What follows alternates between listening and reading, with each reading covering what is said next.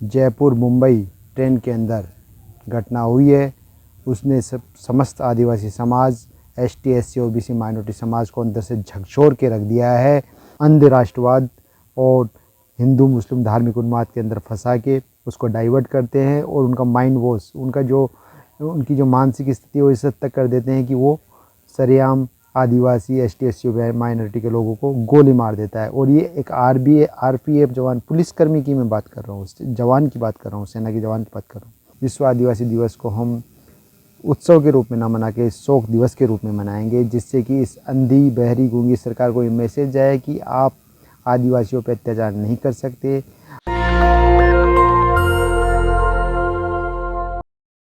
Jaipur Mumbai train के अंदर घटना हुई है।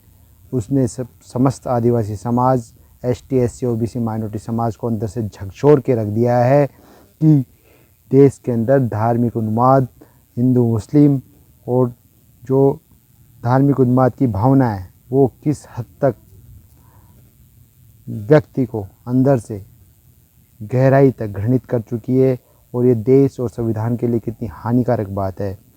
और जो राज करने वाली पार्टी है वो इस विचारधारा को बढ़ावा देकर चुनाव जीतने के प्रयास में है। क्या ये संविधान और देश के हित में है साथियों? ये बिल्कुल ही इसके उलट स्थिति है। इसमें आदिवासियों, एसटी, एससी, ओबीसी माइनॉरिटी के लोगों का अपना अस्तित्व बचाना मुश्किल हो रहा है। चाहे वो मणिपुर की घटनाएं हों, जहाँ पे महिलाओं को नग्न घुमाया जा रहा है, हमारे भाइयों को दिन रात मारा जा रहा है, ना जाने कितने अनगिनत लोग मारे गए हैं वहाँ पे, अभी तक उसका कुछ अता पता नहीं है। नेट अभी तक बंद है, सब कुछ गोलमाल चल रहा है। वहाँ पे डबल इंजन की सरकार होते हुए भी ये स्थिति है। तो साथियों सोचिए कि अन्य राज्यों में अगर ये डबल इंजन चल गया तो एसटी, एससी, ओबीसी माइनॉरिटी का क्या हाल होगा। जैसा कि दिख रहा है कि इनका जो चुनाव जीतने का मंत्र है, फंडा है, बांटो और राज करो, धार्मिक उन्माद फैलाओ, राज करो। धार्मिक उन्माद का ये जो जहर है आजकल के युवाओं में इस कदर रच बस गया है कि आप देखिए कि एक आरपीएफ जवान, एक नया आरपीएफ युवा जवान, उसकी जब मानसिक स्थिति इन लोगों ने ये कर दी है कि वो हिंदू मुस्लिम करते करते ये कहते हुए एक आदिवासी मीना समुदाय के व्यक्ति को और 3 माइनॉरिटी समाज, मुस्लिम समुदाय के लोगों को सरेआम चलते ट्रेन में शूट कर देता है कि अगर इस देश में रहना है तो योगी और मोदी को वोट देना पड़ेगा। ये किस प्रकार की घृणित मानसिकता को दर्शाता है साथियों। ये किस हद की जो धार्मिक उन्माद की स्थिति है उसको आप देखिए। इससे पता लगाया जा सकता है कि जो नया युवा है, जिसको रोज़गार चाहिए, जिसको अपने भविष्य के सृजन का समय होता है, उसको ये लोग धार्मिक उन्माद में बहला फुसला कर इन चीज़ों के अंदर इन्वॉल्व करके डाइवर्ट कर रहे हैं, क्योंकि ये रोज़गार दे नहीं पा रहे हैं, उसकी अपेक्षाओं पे खरा नहीं उतर पा रहे हैं। इसलिए वहाँ से डाइवर्ट करने के लिए उसको झूठे अंध राष्ट्रवाद और हिंदू मुस्लिम धार्मिक उन्माद के अंदर फंसा के उसको डाइवर्ट करते हैं और उनका माइंड वॉश, उनकी जो मानसिक स्थिति है वो इस हद तक कर देते हैं कि वो सरेआम आदिवासी, एसटी, एससी माइनॉरिटी के लोगों को गोली मार देता है। और ये एक आरपीएफ जवान, पुलिसकर्मी की मैं बात कर रहा हूँ, जवान की बात कर रहा हूँ, सेना के जवान की बात कर रहा हूँ।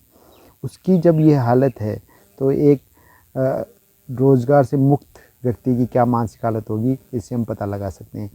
तो आदिवासियों के ऊपर इस प्रकार का अत्याचार हो रहा है। दूसरा, मणिपुर में नग्न करके महिलाएं, हमारी बहनाएं, आदिवासी महिलाओं को घुमाया जा रहा है और केंद्र सरकार अभी तक हाथ पे हाथ रख के बैठी हुई है। वो कोई इस पर कार्रवाई नहीं कर रही, ना कोई उनके खिलाफ जो रिपोर्टें दर्ज की जा रही है, ना उन दंगों को रोकने का प्रयास किया जा रहा है, ना मुख्यमंत्री को उठाया जा रहा है, ना राष्ट्रपति शासन लगाया जा रहा है। अपनी जिद के ऊपर ये आदिवासी भाई बहनों की असमत उनकी ज़िंदगी को लुटा रही है। ये कैसी हठधर्मिता है। सरकार लोगों के लिए, लोगों के द्वारा चुनी हुई जो सत्ता है, परंतु यहाँ पे जो सत्ता है वो मद में चूर है, राजयोग में चूर है। तो ऐसी स्थिति में क्या किया जाए?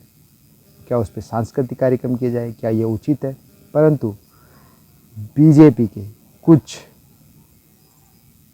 कथित आदिवासी लोग इस दिवस पे उत्सव मनाने के मूड में हैं।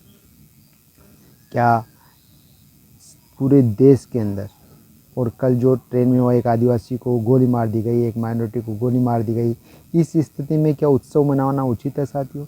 इसलिए समस्त आदिवासी समाज, साथ ही साथ ST SC OBC माइनॉरिटी के समस्त संगठनों, समाजों ने मिलके, लोगों ने मिलके, हर व्यक्ति ने मिलके ये निर्णय लिया है, ये ठाना है कि इस प्रकार इस विश्व आदिवासी दिवस को हम उत्सव के रूप में न मना के शोक दिवस के रूप में मनाएंगे, जिससे कि इस अंधी, बहरी, गूंगी सरकार को ये मैसेज जाए कि आप आदिवासियों पर अत्याचार नहीं कर सकते, आप संविधान को अपने हाथ में नहीं ले सकते, आदिवासियों का दमन और संवैधानिक अधिकारों का हनन आप नहीं कर सकते। ये मैसेज हमको सरकार को देना पड़ेगा।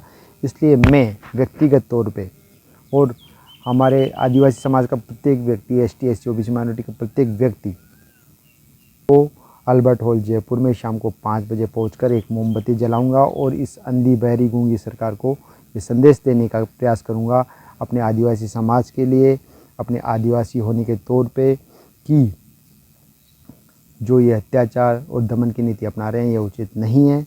ये लोकतंत्र है, संवैधानिक प्रक्रिया है, इसमें सरकारें आती जाती रहेगी।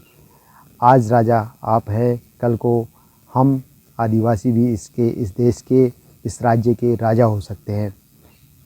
तो इसलिए सभी साथियों से ये अपील है कि आदिवासी दिवस को अपनी बात रखें।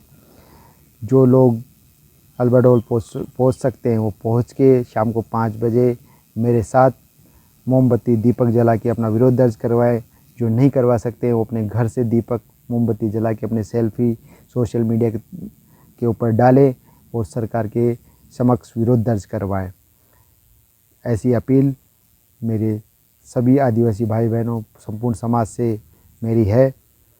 मैं आशा करता हूँ कि हमारा समस्त आदिवासी समाज अपने संवैधानिक अधिकारों को जानेगा और कुछ लोग जो कथित आदिवासी नेता हैं, जो कि बीजेपी के लिए एजेंट का काम कर रहे हैं और सांस्कृतिक कार्यक्रम मनाने का कार्य कर रहे हैं, ऐसी स्थिति में उनको भी लोग ये समझाने के लिए प्रयास करेंगे कि इस समय पे इस प्रकार की जो ओछी हरकत उचित नहीं है।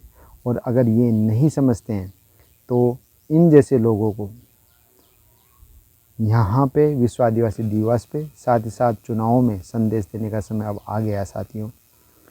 आशा करता हूँ कि समस्त आदिवासी दिवस पर आदिवासियों के साथ, आदिवासियों के लिए बात करेंगे। जय भीम, जय जोहार, जय संविधान साथियों।